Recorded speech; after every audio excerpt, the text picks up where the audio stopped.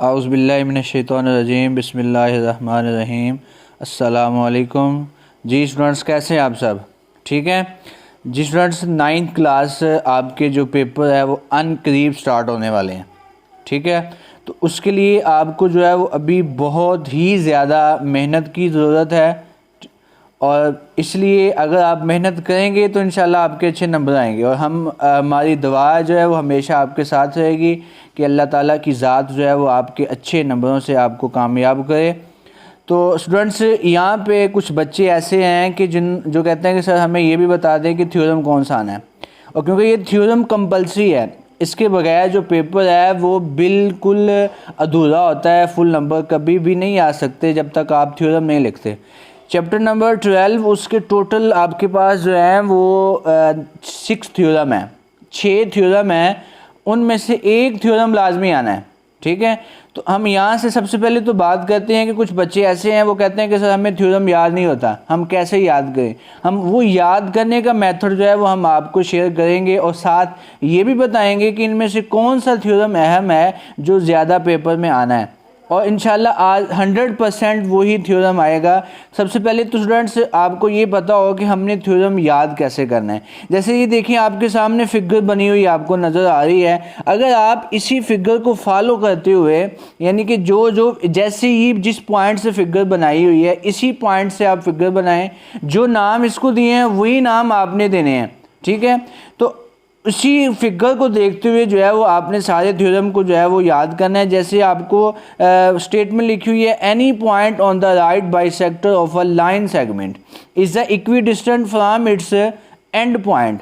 कि आप उसी फिगर को देखिए कि हमने एक लाइन ली है, वो लाइन आपके पास क्या है, ए बी है, वो लाइन सेगमेंट, और वो एक एल एम लाइन है जो कि इस लाइन सेगमेंट को हाफ में से कट करती है।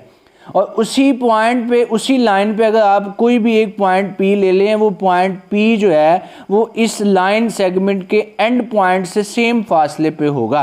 अगर आपको ये फिगर समझ आ जाएगी तो आगे जो थ्योरम होगा वो आपके लिए बिल्कुल भी मुश्किल काम नहीं होगा। पहली बात तो ये है कि आप इस फिगर को समझिएगा। जब आप इस फिगर को समझ जाएंगे तो फिर आगे जो थ्योरम है कि उस थ्योरम की स्टेटमेंट के अंदर क्या चीज़ आपको गिवन दी गई है और क्या चीज़ आपने प्रूफ करनी है और क्या कंस्ट्रक्शन है जो कि आपने खुद की है। अगर आप इन बातों को समझ गए तो फिर वो थ्योरम आपके लिए मुश्किल नहीं होगा, फिर आपको वो रट्टा लगाने की भी नहीं, फिर इंशाल्लाह ऐसा याद होगा कि आपको सारी ज़िंदगी नहीं भूलेगा। ठीक है, तो बेसिकली बात है बच्चे की, पहले आप इसकी फिगर को समझें। फिगर को समझते हुए आप इसका गिवन लिखें, इसका प्रूफ लिखें, इसका कंस्ट्रक्शन लिखें, और आगे इसकी प्रूफ लिख दीजिएगा, स्टेटमेंट लिख दें और इसकी रीज़न लिख दीजिएगा।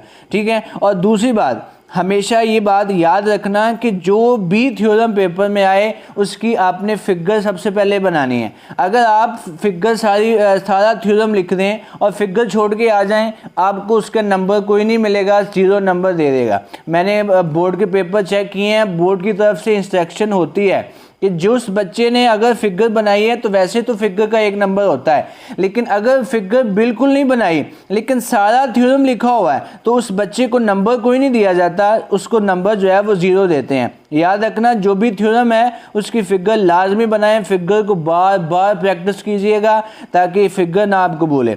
और दूसरी बात कि अक्सर बच्चे ऐसे हैं कि हम उनको थ्योरम तो आता है, पेपर में क्योंकि स्टेटमेंट लिखी जाती है वो आपको थ्योरम नहीं देता, पेपर में स्टेटमेंट होती है, स्टेटमेंट लिखी जाती है। अक्सर बच्चे ये गलती कर जाते हैं कि उनको थ्योरम तो आता है लेकिन स्टेटमेंट नहीं पता होता कि कौन सा थ्योरम है, 1 है, दूसरा है, तीसरा है, चौथा है, कौन सा है, उनको ये नहीं पता चलता।